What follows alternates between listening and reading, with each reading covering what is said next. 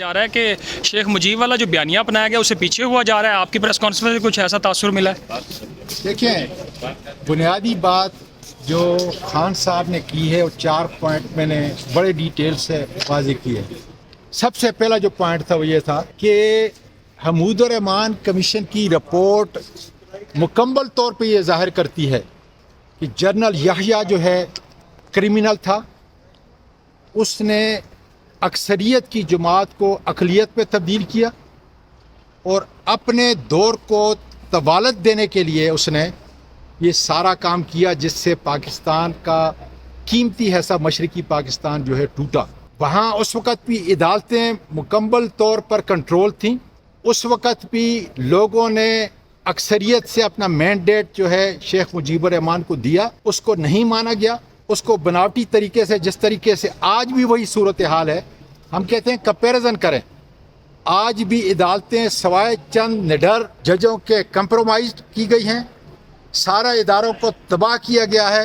Election لوگوں نے 8 فروری کو علی بخاری صاحب جیسے بہادر لوگوں کو ووٹ دیا عمران خان کا، اس کو تبدیل کیا گیا. پارلیمنٹ کو کمپرومائز کیا گیا، جھیلی پارلیمنٹ بنائی گئی. اس وقت بھی یہی حالات تھے اور آج بھی یہی حالات. اس وقت بھی جو ہے ہم یہ کہہ رہے تھے کہ ایسا کرنے سے ملک کو نقصان ہوگا.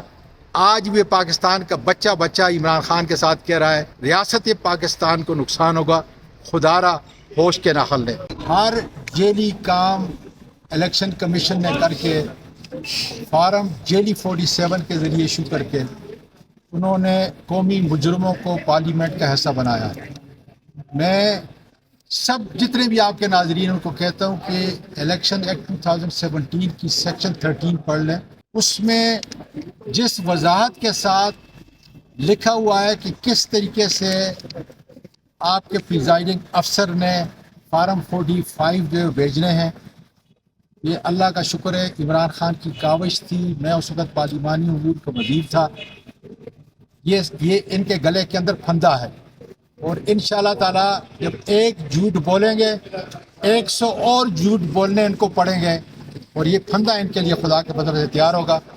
اور میں دیکھ رہا ہوں کہ چند ہفتے کے انشاءاللہ علی بخاری صاحب کو، شاہین صاحب کو اور عامر مغل صاحب کو اس پارلیمنٹ کا حصہ بنتے ہوئے